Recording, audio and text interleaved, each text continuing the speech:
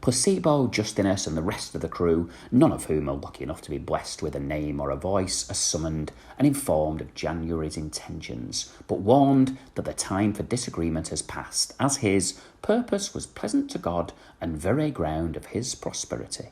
He tells them all about the maiden in the tune, a phrase that some critics read as a euphemistic nod to the fact that May's past may not be lily white, that, although of small degree, sufficeth him here youth and here beauty, all of which will enable him to lead in ease and holiness his life. Well, that's his story, and he's sticking to it. However, there is one tiny thought nagging at him, a fear rooted in the fact that he has heard a rumour.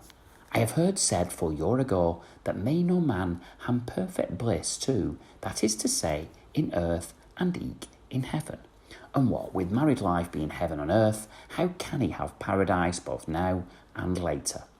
In case you forgot, Chaucer is a pretty big fan of irony, and he's going big on it again here, crystallised in January asking on line 438, how should I then, that live in such pleasance as all married men do with here wives, come to the bliss that Christ etern on live is?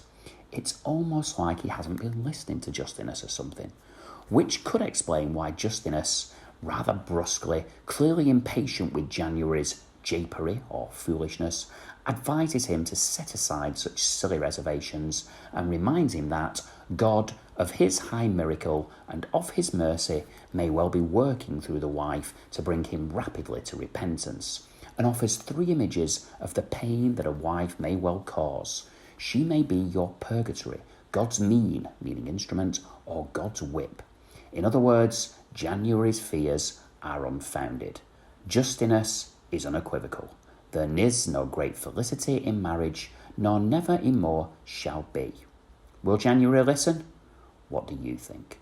However, before he's done, Justinus does temper slightly his strong sentiments and tells January that as long as he use the lust of your wife temperately, all things in moderation, all things could be well. And with that, Justinus, after a quick nod in the direction of the wife of Bath, who is never short of things to say about marriage, and go there if you need to know more, he takes his exit.